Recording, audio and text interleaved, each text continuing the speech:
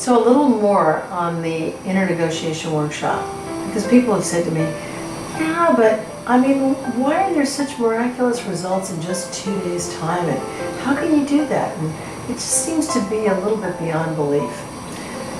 Well, the messages work like this. They're irrational, illogical, and you won't want to do them because they stretch you. They stretch you to a new dimension of yourself, that which is a little bit uncomfortable. So they ask you to do things that are not within your parameters of your acceptable social behaviors. Now, when people stand up or speak up or ask, I have a message, it's usually timidly. They'll say, I have a message. They'll do it quietly. They won't make a big deal out of it, like, I hope you don't see me. There was a man named Tom who took the workshop, and he got this message that he just hated. He got this message to skip. Now, this is a full-grown man. He's a professor at a university, and he's not a skipper. As a matter of fact, he's embarrassed with the message, but it keeps persisting. And finally he said, okay, I'll do it. I said, what? He said, I'll do what the message tells me. What's it saying? He said, it says I have to skip. Skip?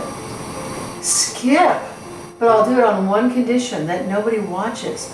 So everybody had to hide their eyes and not watch this man skip around the room. As he started, he couldn't remember how to skip. It had been such a long time. So one of the facilitators reminded him and helped him, and he started skipping, and then he started loosening his shirt, and he started sweating, and people were looking at him. Can we come up yet?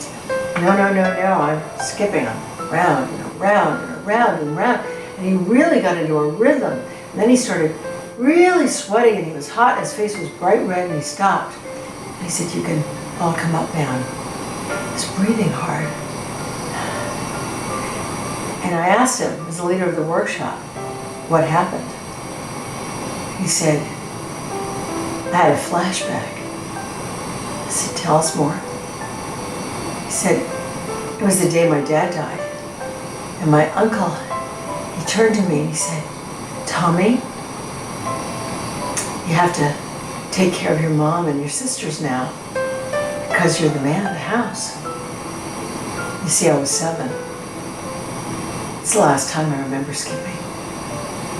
And my objective for this workshop was to be able to find the sparks in my life.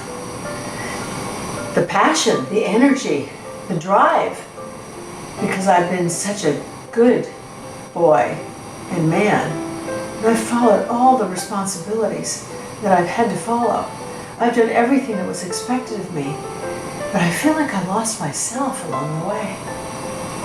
Now this skipping, I don't know what it really means, but I know it's a part of me that I needed to find, and I needed to trust it.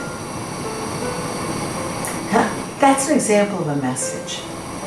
So how does it happen in the workshop? Well, it's trusting that which doesn't have a warranty attached or an insurance policy. It's trusting something that comes from within you, and that comes from a deep, deep place within you, an inner knowing place. But how do you know the difference between the mind and your essence or your being that gives you a message? And that's a really good question to ask. And the answer is that the mind is logical, rational, and reasonable. It usually makes sense with its points. It's been very well trained. Messages are not rational, logical, and reasonable. They won't make sense when they ask you to go stand on the corner or to sing, climb every mountain. They won't make sense when they ask you to tell your father that you always wanted him to say, I love you. They won't make sense when you ask your grandma for a piano. They won't make sense, but they will give you what you need. Absolutely, beyond a shadow of a doubt. There's a woman in a workshop in Holland, and she's a composer and a musician, and she had this message that she needed to ask her grandma for a piano because she wanted to take our coach training, but at the same time she wanted a piano. And in her reality, she couldn't have them both because the cost training cost a lot of money, in her opinion, And the piano would cost a lot of money too. So it was either or, but not both. So she got this message to ask a person in the workshop, a participant, would you be my grandma? Because I want to ask you for a piano. Now this was an older man. She's about 38 and he's about 60. And so she asked him, would you play my grandma, my Oma? And he said, sure. And she said to him, her, Grandma, you know I'm a composer and I love the piano and I'm a music therapist and I really need a piano to do my work. And it's very important to me that I have a piano. Could you help me in this?